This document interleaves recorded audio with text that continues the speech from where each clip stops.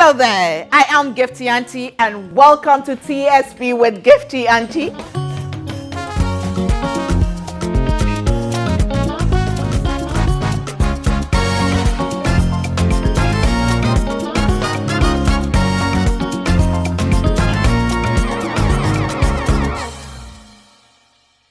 Hello and welcome to the month of April on TSP with me, Gifty Auntie. How do I look? I was going to say something, but I'll say it later on. Well, in April, we are all actually, can you smell Easter in the air? Yeah, Easter is coming. Good Friday, Holy Saturday, Easter Sunday, Easter Monday. You can smell it, right? Okay, so on TSP, we are not just talking about the death of Christ, the resurrection, the salvation. We are also talking about sacrifice.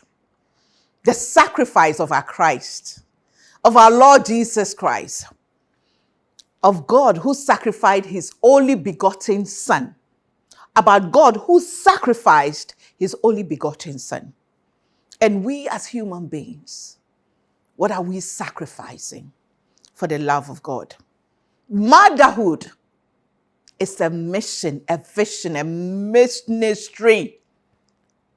Today, we are going to capture the untold story of a mother who had to make a sacrifice.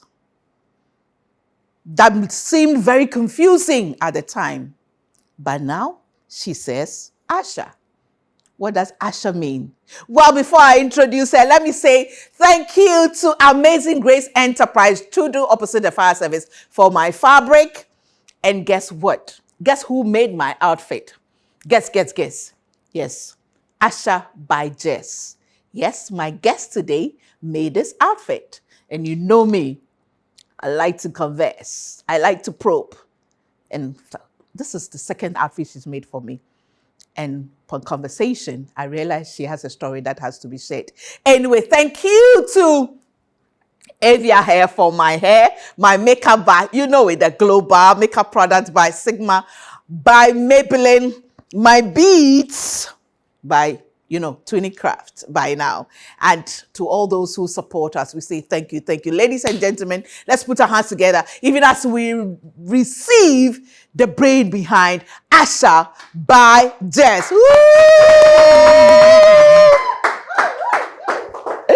Welcome to TSP with me. Short notice, but you agreed. Yes, thank you. Kindly take your seat, right? It's going to be an exciting conversation. You don't want to miss it. Sacrifice, it pays off in the long run. Not easy, but it does pay off. We'll be back.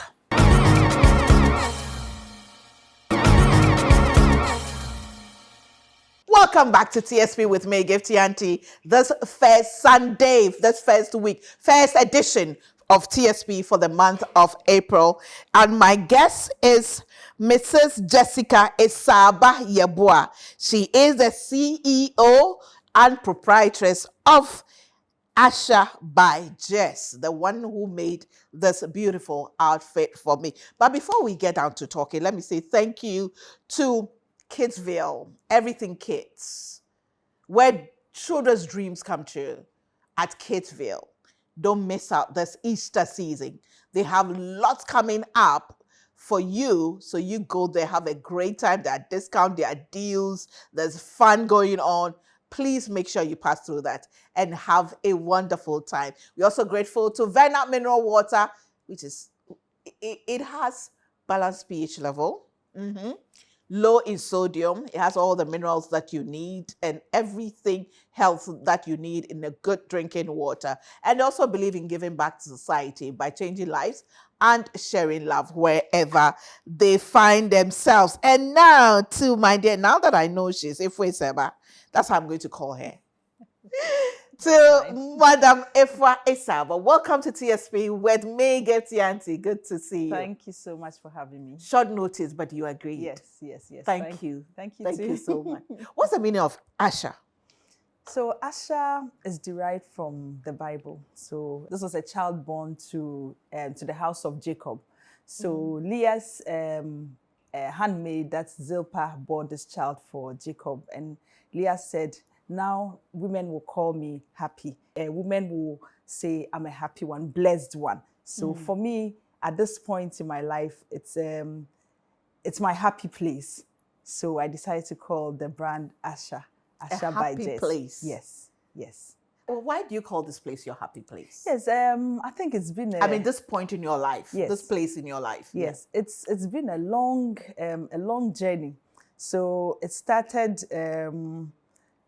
So I have 3 teenage kids, and there was a point where my husband's job came with traveling a lot, so we had to be moving around outside of the country. And the first place we had to leave was an African country, and then all my friends said to me, "So you're leaving your job?" I was in the banking sector. "So you're leaving your job, follow him to this country." You know, initially I was torn between listening to them and then just following my husband. I mean, some of you went to the center, you want to follow your husband, a man, you want to follow him. But you can't trust me. Exactly. But for me, I never got into this institution called marriage with doubt. Okay. So it was all trust in God, not man. So everything I did was all based on that. So I followed him. And then I went with a 3-year-old child. Did you have a conversation with your husband before you left? Yes, to follow him? Yes. And he said, "Look, I'm going to be paying you everything you were earning here back home. I'm going to be paying you monthly." So he did that. That was something. He did that. He said he was going to pay you. Yes. I thought it would go forever, but well, at a point. Yes. The payment came in other terms. Exactly, but that was okay. That was okay. But at least he did pay. Yes, he did. And then, so I went to the 3-month-old baby, and then a 2.5-year-old child as well. So we left the country. So we got there. There was no point in bringing in a stranger, let me put it that way, to take care of your children. Because it's a strange land for you anyway. Yes, it was. And so I had to bring them up myself. I had to sacrifice to be home. At that point, it was mixed feelings. I wasn't sure, although we had talked about it, but when reality sets in, I wasn't sure if I was ready for it. There were times where I'll be a bit sad, the fact that I had left my country, I had left my job. Left your friends. Yes. And now it's all full time, So that's when I even found out the word full-time mom. So I said, okay, I'm a full-time mom, but sometimes it gets to you, that, okay, I could have been in the office, I could be sitting behind but here you are, you're cleaning up after children, cleaning up toys, waiting for nap time, cooking meals. But then gradually... How many times did you cry? Oh, I can't count. I'm sure my husband can answer that. Yes, so many times. But gradually, I started getting. It's that I can take a toll on the marriage. It does. He told me, "Look, I'm happy. I'm happy with your personality. I'm happy with who you are. I don't care whether you go back to corporate or you stay. The fact is, listen, we want one of us to bring up the children, not a stranger." So if you want to Though it made sense, I'm sure it felt like, okay, you are talking, you are going out working, that true. I am the one staying at home doing this. That is so true. Yeah. So, I mean, bless him. He gave me all that support, every support I needed. So at a point he said, "Look, we'll get someone to help you, support you. So you play the key role bringing up these kids, but at least you have somebody supporting you." He did everything he could to make me comfortable as a mom, comfortable as a wife, comfortable in the home as well. So I must say, at that point, I became like, okay, you'll be a spoiled brat, still crying out, Yeah. But then at that point, because what have you got to? You have everything exactly, anyway. Exactly. So I'll take my kids out, and then it was after a few years, I started hearing people say, "Oh, your kids are different. It's like, they're very respectful, they're smart." Then my husband will say, when we get home, we say, "So you see what you are doing? This is you. And then I kept saying, okay, is it a big deal? I'm thinking everybody's child is like different. That. Yes, yeah. So it's not a big deal. But he said, "No, you don't know what this means, So it was at that point that I had to appreciate that role as a full-time mom, and then embrace it and then make the best out of it.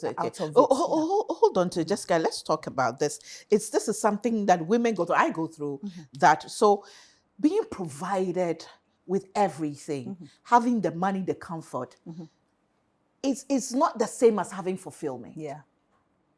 Because you can have everything working around you, but you still have the emptiness. That is so true. That is so true. I mean, you think, yes, you have, and that's why sometimes you hear people say money cannot buy happiness.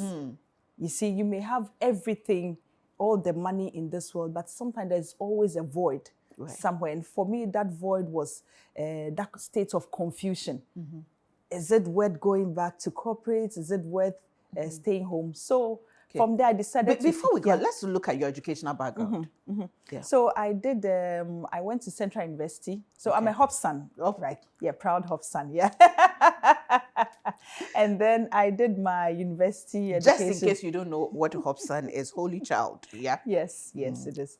And then I went to Central University for my 4-year degree program. So I did business admin, majored in marketing. Right. Then from there, so whilst juggling, I got married, had the kids, and then whilst juggling motherhood with the first two, I started my MBA. So I did hospitality and hotel management with the Paris Graduate School of Management. Okay. Yeah, so I got a job. I went back to corporate part-time. Okay. So I worked with the Southern Sun Hotel in Ikoyi, Lagos. Okay. Yeah, so I worked there, so I'll do mostly part-time and then be home most of the time. Yes, Okay. the time. But okay, so that's your but the point when you left with your husband to go to, you know, an African country for him to go and work, you're working at the bank. Yes. You were in a good position. Yes. I mean, I had started well. It was okay, well paid job. Yes, very comfortable so as that well. thing, that feeling of, so all the education that I've gained, the times I've spent, the money spent on me I'm now going to use it to stay at home to raise children. Yeah. I mean, I didn't even have to say that to myself. I had people say that to me. Thank you very much. Yeah, I had people say that to me, that why would you throw your education away? You're doing so well. In a few years, you stand to rise. And then why would you just follow your husband? Did it also come from family? Not really. I think my mom was very supportive. My dad too, but it was my dad who kept it blessed, so he's passed on. May he rest in peace. Yes, amen. And then he said to me, look, there's so much you can do in life, you know, no matter where you are put in, where you are boxed, you can still do a lot. So I think he was coming from the point that, look, even if you're at home, there's still a lot you can do with your life. You know, so he didn't want to go direct to probably, you know, make me feel bad. But yes, he kind of encouraged me that there's a lot you can do out there. And did you at a point feel like you were choosing between your personal interest and that of your husband? Yes, that's crossed my mind a bit. That came to light a bit. But I don't know, we had learned to trust each other. We had that kind of connection, and it's been 21 years. We still have that very strong connection where we kind of trust each other. Yeah. So you knew who you were married to. And he had given you good enough reason to know that he's not going to abandon you along the way or going to mess you up. You know. Exactly. So I trusted him. I said to myself, God, I'm clinging on to this, what he's saying, and I believe that once you have a hand in this, it will go well. It will surely go well. Yeah. So when did you start settling with the idea that, okay, this is me, I have to do this full time? Yes. So after the MBA, I worked with the hotel for a while, part-time. I remember I had this Ghanaian elderly woman who was helping me with the children. So one day she calls me at Lagos? work. Yes, in Lagos. Then she calls me at work and says, Madam, my friend won't you. So I said, but there's food. She said to me, I've given everything to them. They are not eating. So I said, what are you giving them? So immediately I came home because I was worried. It was past lunchtime. So I quickly came home. And then I asked, what are you giving them that they are not eating? So it was fufu with garden stew. It was shocking. And she's supposed to be Ghanaian. So I don't really know. And what? Garden stew. Yes. So I said to her, why? And then my daughter, she was about 5 then, she said, Mommy, you see this, I can't eat this. And of course, how can one swallow fufu with garden stew? Yes. And I wasn't even sure why she did that, why she was giving. So My it was God, at that I can point. imagine how you felt. Yes, it was at that point I said to myself, no, you should be back preparing your kids' meals just like you started, you know. So that was when I thought, okay, enough. So I had the last one. I was expecting the last one. Then I came home, I had her, and then that was it. I didn't go back to work. So I just settled in. I decided, what do you do? Just like my dad had advised. So I decided, okay, there was a need where we lived for Vlisco. So I'll come to Ghana, I'll pick Vlisco, I'll take there. And we had a big house. So I converted one room downstairs to some kind of shop. Right. So I'll sell. And then when the kids go to school, sometimes I have stuff in my car boots and then like open, you know, space. Yes, sell. So that was kind of giving me that. So where did you get that business sense from? I'm not even sure because I'm not sure my mom is a very business-oriented person, but sometimes I think when you are caught in that space yes, your brain kind of start picking things. Yes. Circumstances pushes us to bring out the best in us, doesn't it? Exactly. So that was what I did for that time period. And then we had to leave again, move again. So we found ourselves in the Middle East, somewhere in the Middle East, Dubai specifically. So there I decided to take up, I wanted also to go into fashion. So I saw a fashion school, it was a French school. You are Hobson now, what do you expect? Fashion is in the blood. And a fancy as well. Yes, a fancy as well, yeah. But then the unfortunate thing was it had to be a full-time school and I wasn't ready for that because I had the kids full hand. My hands were full. I couldn't go for a full-time school, so I kind of discarded that idea. And I'm also one person who cannot sit still. When I say sit still, I can't be caught not doing anything. Yes, it's just not me. So I decided to apply for a teaching job. And then thankfully, I got it in the kids' school. So I was teaching there, so we'll go together to school in the morning. When they close, I have a few things to do. So they wait for me for about 30 minutes to an hour, and then we'll come back home. So when we have holidays, it's holidays for all of yes. So that was good. I had a good time then. But that was a sacrifice. It was. And then we had to move back to Ghana. So we came back. We started looking out for schools. I wasn't really happy with most of the schools that we found. The ones that we thought appealed to us, we were put on waiting lists and weren't sure how we're going to do that. So that was when I thought of homeschooling them. So I did homeschool the kids for 4 years. And then homeschool them for 4 years. Yes. When you say homeschool, you mean bringing teachers to come and teach them at home? No, so I did most of yourself? Yes, yeah. Wow. And then my oldest then was just about 14 or 15. So I realized that she needed to, at that point, I realized she couldn't cope a lot with so she had to go back to regular school. So she moved into mainstream school. And then, you hold on, before she moved into mainstream, the homeschooling. So what you had to study the curriculum for the various, and then you teach them everything. Yes. So my job in the evening was going through the curriculum, what we would study the next day, make notes, prepare notes, just like a teacher would do. And then you said you had taught in school before. I think that was in where? In Dubai. In Dubai, yes. You taught a while. Yes. But 3 kids. Yeah.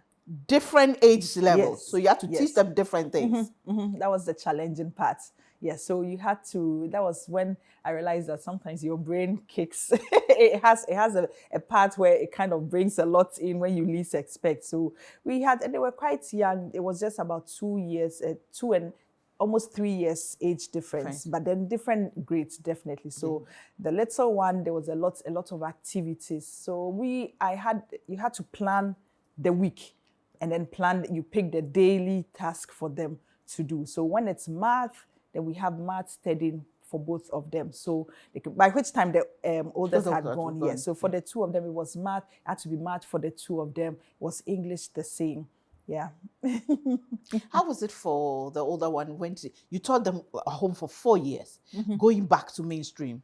Yes, so that was one of the things a lot of people say. People would say to me that, oh, usually home kids, school kids come out a bit shy, less confident. Sometimes they have gaps in their, but we never had that issue. Because they My have been child, exposed yes, anyway. yes, exactly. And my daughter went back to school fully prepared.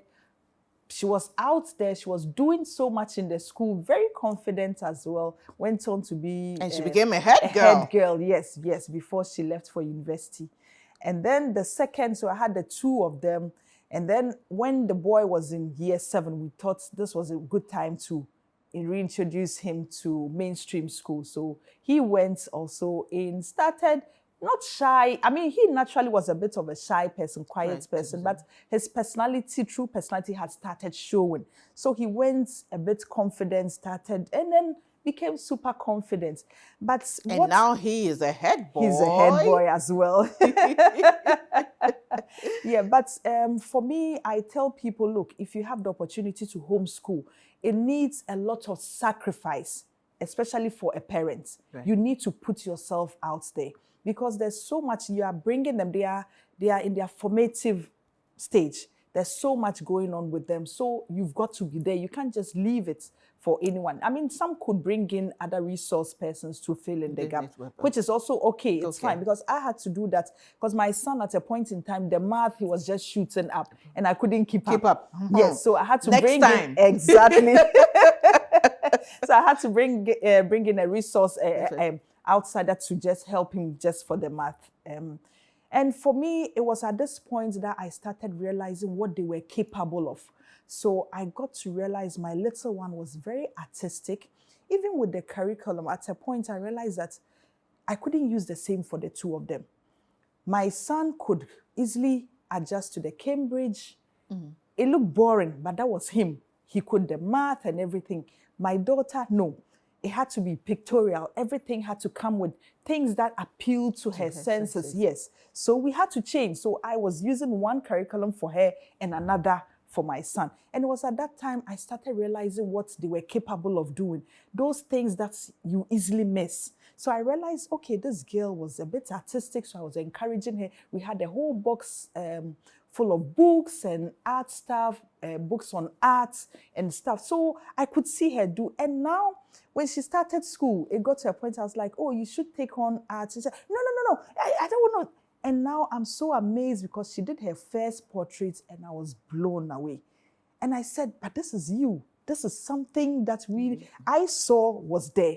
But she thought, oh, no, you know them. But yes, so I think that's... Especially coming from mommy. Oh, yes. She wants to prove that she did her own thing. That teenage. Exactly. Yeah. But then that gave me that point, gave me that opportunity to see what every one of them had in and where I could help harness that. That was a lot of work. Yes. It was. But I thank God for strength every day. We wake up with strength, renewed strength. Those who discouraged you, and when they see you now, what do they say? Some can't say it out, but you can tell from their demeanor, from how sometimes the little comments they make, you can tell that they're like, oh, probably we were wrong, but well, they can't say we're wrong to your face. So yes, you can tell. But you agree that was a risk you took? Yes. I agree, 100%. I agree fully that it was a big risk I took because it was a calculated risk. Yes, it could have gone south. Yes. So it was a big risk. But it was a calculated risk because you knew who you were married to. Exactly. And I also believe, a firm believer of God. And the way I believe that sometimes things just don't happen. He knows, he orders, and sometimes when you leave it to him completely, you may at that point you may feel like, I can't even think, I don't even know what is in store for me. But sometimes when you trust him and say, I trust you wholly, not partially, wholly, give all your trust to him, you know that it might be a bend, but it's all part of the journey. You know, it might not be a straight route for you. It might still, you have to meander all those bends, but still, you know that it is part of God's plan. And once you accept that it is his plan, there's nothing you feel is wrong. It might hurt, it might be painful, but you know it's all part of the big plan he has for you. Amazing. At what point did you surprise? Did you look at yourself and like, I've done it? I mean, did you surprise when you see that I'm surprised at what I've done? Yes. So it's. But let's establish. Were you surprised? Do you look back and get surprised and shocked by what you have done and achieved so far? Oh yes, I think sometimes I surprise myself because I think I've come. To some people, I've come across like a bit of a softie, yes, but they never know exactly. Because I'm the first child, and first child of 4 girls and a boy. Okay, and I think most of my grooming by my dad was more like a boy. So he taught me how to drive when I was like 16, and then I'll steal the car a bit sometimes. No, around 15. So by 16, 17, sometimes I'll steal the car a bit, which was not a ladylike thing. Okay. That's what I'm saying, a ladylike thing. It wasn't. No. But when you look at you and the camera, like, I can't imagine you. Exactly. You know? He taught me how to ride the motorbike, which I want to go back. My husband will not hear anything about it. So, yes. So those were some of the things. I'm sure a lot of the parents who know you hearing this were like, what? For real? Yes. And there was so much he taught us to do. Like the 4 girls, there was one who could change the light bulb. So we didn't really have external people. We could do everything. There was one who was the best cook. You know, so we had like a team. Had we're a like speciality. A team. Yes. Yeah. So for me, I grew up knowing that, look, there's always something you can do. It can be done with God's help. Everything could be done. Yeah, everything could be done. But God works in mysterious ways, doesn't He? He does. Was preparing you for something. He does. Let me take a break. When we come back, we'll look at when the Usher by Jess came in. How she finally arrived at this place of joy and fulfillment. And who is she? Look at this softy looking woman say that she used to ride motorbike, used to steal car. Charlie. Well, let me say thank you to Eden's Garden for my beautiful natural plants, Auntie Akusika. Thank you so much. The Heaven's Garden. Please follow them on social media and get your natural plants from them. And Jeb Cleaning Services, they make sure our environment is clean all the time. Thank you so much to them. Auntie Vera and the team, thank you. God bless you. I can never thank you enough. Thank you. Mrs. Oforipoku and the family, we are grateful as always. And then who else do I? Oh, of course, Juice Time, 100% fruit juices from the farm to the factory to the bottle to the shelf. They do it all. And so when I say it's natural, I mean it's natural. Thank you so much. And all those who continue to support us, thank you. In July, TSP with Gifty Auntie is going to be 17 years. Can you believe it? And in August, second Sunday in August, we'll have the Women Call to Worship, the 15th edition of Women Call to Worship. So find out, stand by, and make sure you follow me on all my social media handles. On Instagram, @Gifty_Auntie, and then Gifty_Auntie_Foundation_. On Facebook, you can follow me on Ohinere Gifty Auntie, Ohinere Nana Dansua, The Standpoint, and of course, Gifty Auntie Foundation. And Women with Super Crazy Faith in God is also on our Facebook. So follow us, okay? We take a break. We'll be back.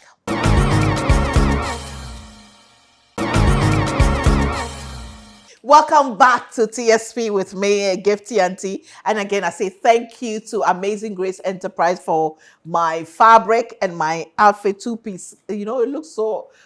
When she brought it, like, this one looks so much already made, you know, nicely combined and beautiful colors blended. It's by Usher by Jess. Thank you so much to you. Welcome. My hair by Avia Hair Collection. Makeup the Global Makeup Products. Sigma by Maybelline. Of course, my bracelet. Beats by Twinny Craft, thank you so much. And my accessories by The Boy, including my earring by The Boy Fashion. Thank you to everybody who packaged me well and makes me look glamorous for all the show. And we've been talking to Mrs. Jessica Efwa Esaba Yeboah, CEO of Asha by a Jess. And we've been talking about her journey so far, the sacrifice she had to make, leaving a job, leaving family, friends to go into an unknown land with her husband and 2 babies, one of them just 3 months old. Yeah. To become a full-time mom, and the challenges and the fears and the tears and the doubts and the sometimes regret that she had to go through. But today, she's in a place of Asha. Esaba. Yes. You are in a place of Asha. Yes. How did you finally get to this place of Asha? So, for the very reason why I had to stay home, I look at that reason now, and then my heart is full of joy. So first, it's the same kids. I look at them. The oldest is in university. She's doing so well. Yeah. Second, doing so well. Third, doing so. I mean, it's not come with its difficulties of motherhood, of being a parent. But through it all, we've seen the hand of God carve them. And I look at them now, I'm happy. Now they are very independent kids. So I could be out and I don't have to run back home. Yeah. I could be out and say, can you start boiling yam for me? Yeah. And I'll come and it's done. I'm not sure who will do it, but it's done. Yeah. I can say, oh, my room is a mess. I need the room cleaned up. And I'll go back and it's cleaned up. So I look back and I say, okay, God, it wasn't bad after all. Yeah. You knew what was in store for me. I didn't know. So I had all the doubts. But then now I look back and I'm happy.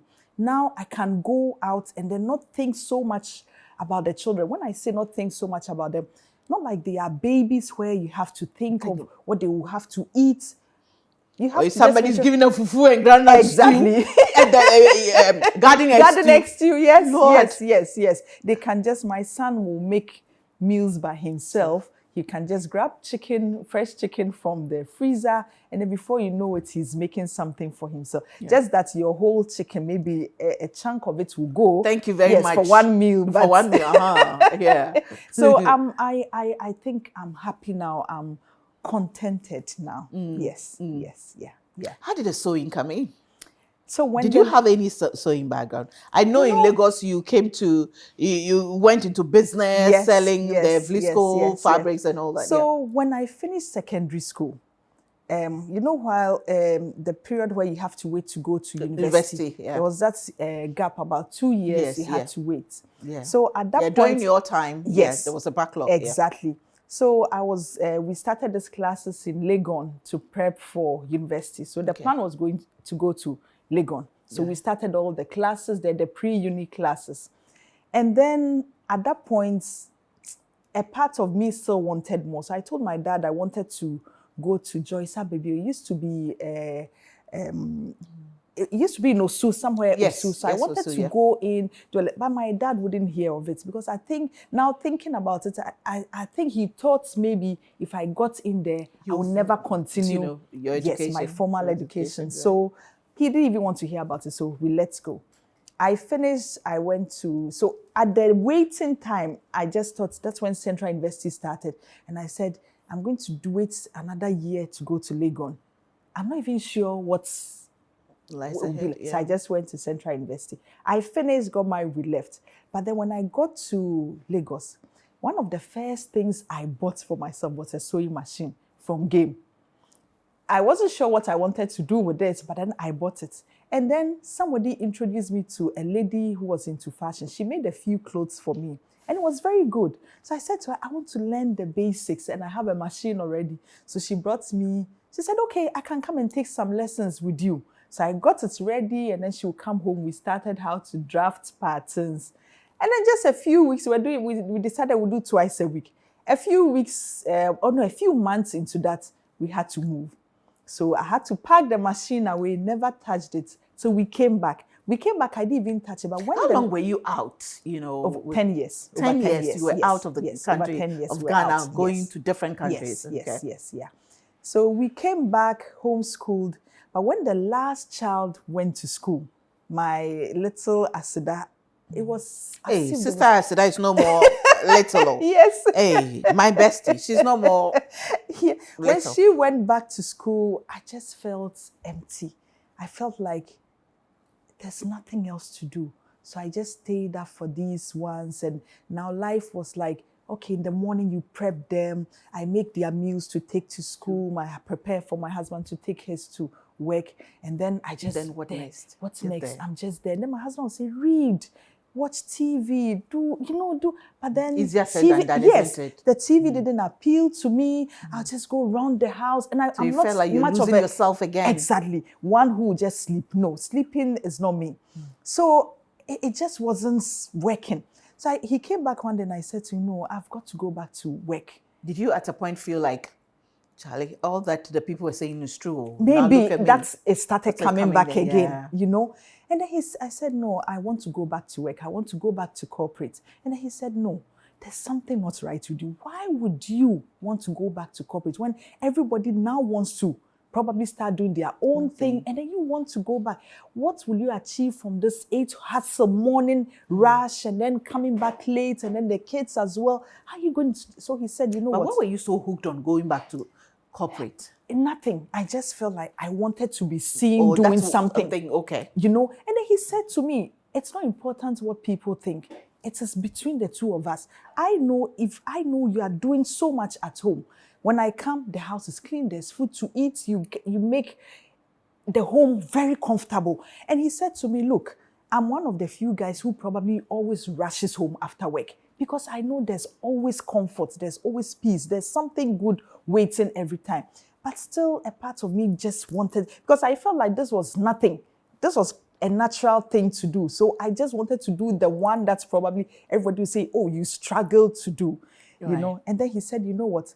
Just take about 3 months or 6 months out. Just relax and think of something. He said you could go and go to an NGO, work there for free. And then I said, no, you're not serious. For free. But he said, you I didn't want say to you earn my wanted own money. money. So this... Did he get it that you have to earn your own money? So I said, okay, I'll take some time off, think through it. Just 1 week, I started searching Joyce Abibio again. And then I realized that they were just at the point where they were taking on students. Right. So I quickly asked him, I need to go and apply. So I grabbed the forms. In fact, I had a form which was in my Bible for years. I had it for a very long time. And so it was I in brought your it out, Bible. and it was actually okay. It was still, I could still use it. So I went there, saw them, and then I filled the form. In Fanti, they say, Nyamina kwani acho acho. Yes. Yes. The forms was in your Bible. Yes, that's where it was folded and kept in. I don't even know how. I didn't even. You don't remember when you put it there. Yes, Yeah. yes. So I picked up the form and then I started. It was hectic. I didn't know it was that Intense, Yes, yeah. and that's intense as well. So I come in and then you hear me in the living room. I had a small machine there. When we had work to do, I'll just be working. But when you see my mood, don't come close. Because the needle was breaking. Busy minds and at work. Yes, and the needle was breaking and I was frustrated because I had to submit my work. And you wouldn't joke with your work at Joyce Abibio. So I just did the 1-year course. I finished. And for me, the joy was to be able to make things for my children. I never thought of going commercial. So for my children and even my husband, my mom. So I made my mom's first dress for her on her birthday and I sent to her. I mean, I look back and I see little mistakes in there. But she was so happy with it. She blessed me and said, you go big, you go places. And I said, thank you. But then that was it. I mean, I came back home after that and I was doing little things, but I was finding that joy. Right. And then about a year ago, my husband said to me, but you've done all this. You don't want to stay home with it and just be making stuff for the children. You've made stuff for a few friends and they keep coming back. They keep asking for more. So go commercial, do it. But I had a bit of fear. That whole fear of starting your own business. Hold on. The same husband who didn't want you to work, who said you should say, now he's saying that. Yes. There's a time for everything, isn't it? So he realized I had that passion for it. He realized I was happy doing it.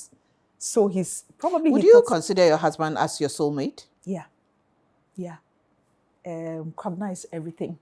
We have our fights, but he's everything. I mean, I wouldn't have any other.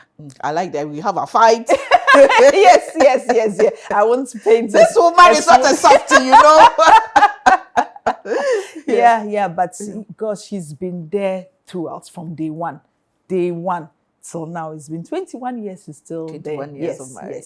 He's God still bless there. him. God bless him. Yeah.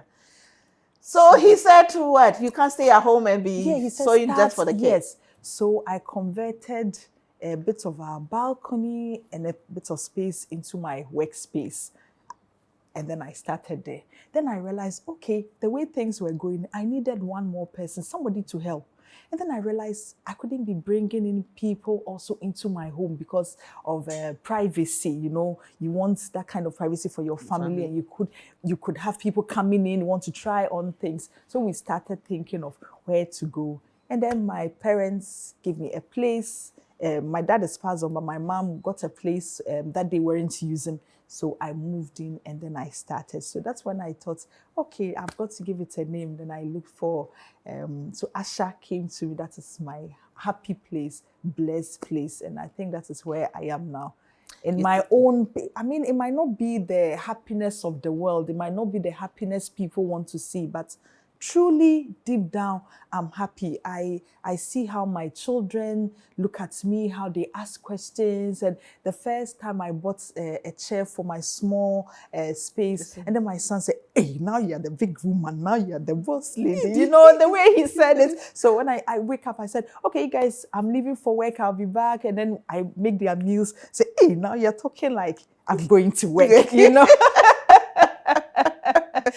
I can imagine Adom saying that. Yes. Hey, now you're going to work. So it's and they've been so supportive. My oldest daughter is starting to handle my social media accounts for me. The little one also chips in what to put in there. And then my son, if you need. So they are all helping in their different ways. Asida told me that you are a role model.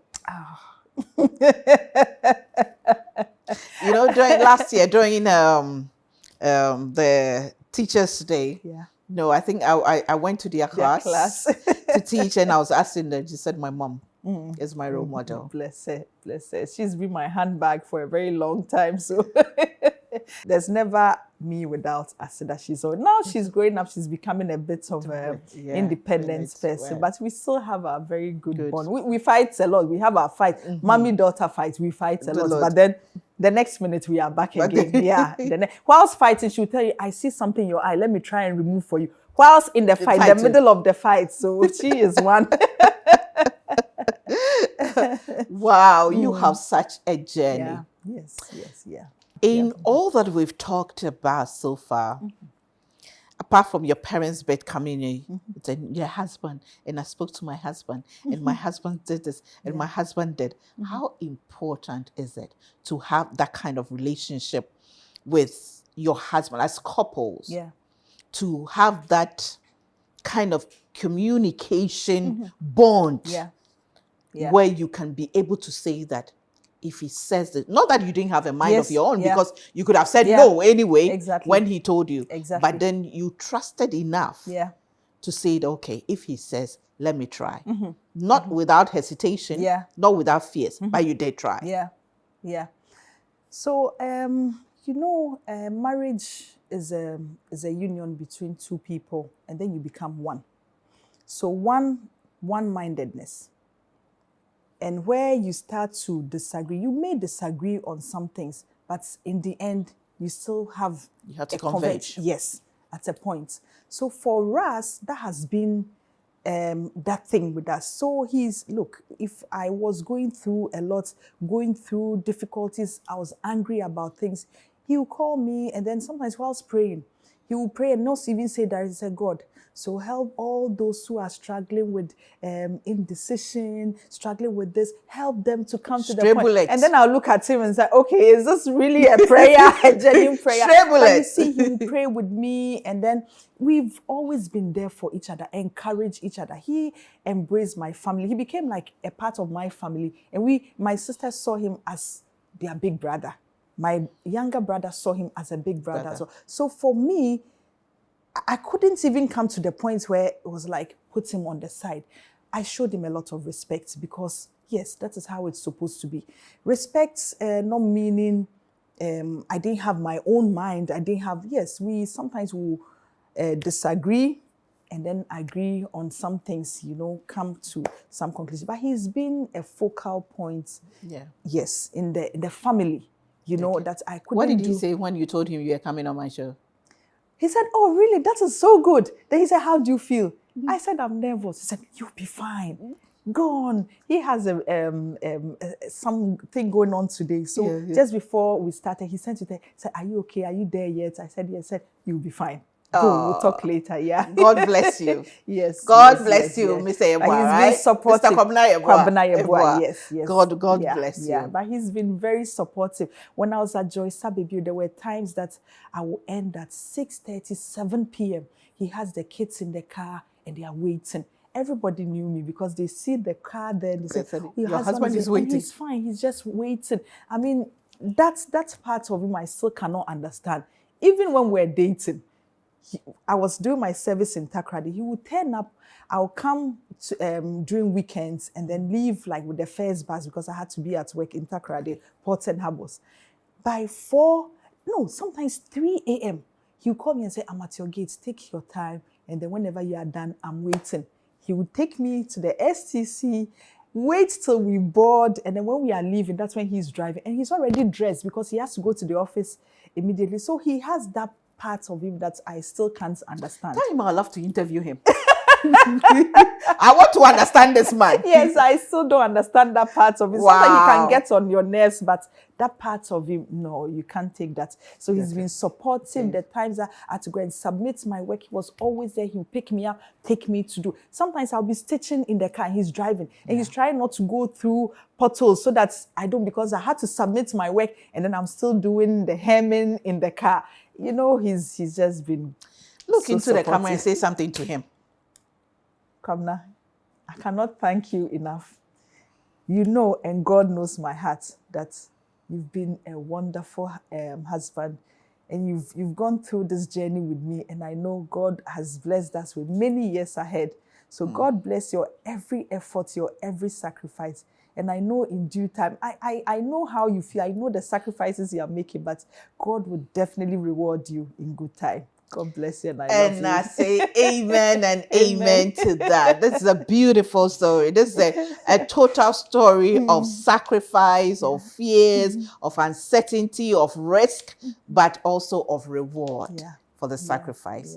Thank you so much for sharing. Thank you too. Thank you I for wish having me. you all the best. Thank you very much. I wish you all the best. And true, I'm looking forward to interview your husband. Yes. And then another time, maybe have the two of you and the whole family, to talk to. Nice. Thank you. Thank you so much. Thank you. I mean, this was just a day before Yes. that you agreed to come. I'm grateful. Yes. I know the world is going to be blessed. Lots of women are going to. I have been blessed by your story. I pray so. I've been blessed, so. and thank you. Thank you. I love too. you plenty. Thank you. Love you too. I'll be back with a bit of me, but once again, I say thank you to Vena Mineral Water, to Bigo Drinks, to Juice Time 100% fruit juices, Auntie Vera and the team, House of Food. Thank you. Charlie, try their wache, jollof, bangkung, everything, the cocote. I love my food. Yes, you can't go wrong. Thank you so much. Thank you to Heaven Zen Garden, Heaven Eden Garden. Thank you so much for the plants. I'm grateful. Yep, cleaning services. We are grateful. Mrs. Oforipoku and the family. Thank you. And of course, I'll put Asha Baijes number on the screen. And if you want the most beautiful outfit this Easter, she's booked. She's booked. So I heard, you can contact her. Thank you once again. Thank you. I'll be back with a bit of me. What's made you become this kind of person? It has been my environment. Growing up as a child, my mom and my dad were people that always wanted us to impact. Because my mom works with Salvation Army Hospital or clinic for so many years at Aguna Diaka. And my dad also worked with Salvation Army Rehabilitation Center. That unit where my dad was literally taking care of children who were physically challenged and children suffering from cerebral palsy. So I used to Okay. play with them. Okay. And my mates would go like, yo, why you play with them? But I had so much love for them. So growing up as a child, I could always sense that impact, humanity, because of my dad and your my mom. mom. So the discipline, nature, and the God factor that they were able to instill in me when I went to, primary, to junior high, to senior high school, and then becoming Kobiche, I looked back and I told myself that I wouldn't disappoint generation. Amen. But isn't it tempting for you sometimes? Because they see Very. that the trending and the fake news and the insults and the smear campaign, that's what earns them money. Exactly. Very tempting. What you do doesn't really bring the money from the YouTube. This is a strong question, Yeah. It takes a lot of discipline to do what I do. Yeah. In a space where, like you rightly said, you need the viewership to get the YouTube content and the money and to be trending everywhere. Yeah. Because you see some story out there, then, people call me, especially when I was coming up. Call me, Charlie, put it out there, put your logo, it will trend. Charlie, this person is talking. Can you see the video? Charlie, will trend. This person has insulted this minister. Can you? And I was set back, and there wouldn't be any fantasy for me to do it. I don't know. I don't see the worth of it. I don't see the impact of just putting out stories that will trend. I don't believe in that philosophy. I don't believe in that ideology. Because I told myself because always when you are moving forward, when you are moving from Kasua to Tema, you should know the reason why you are going to sit in a trotro in Kasua to move to Tema.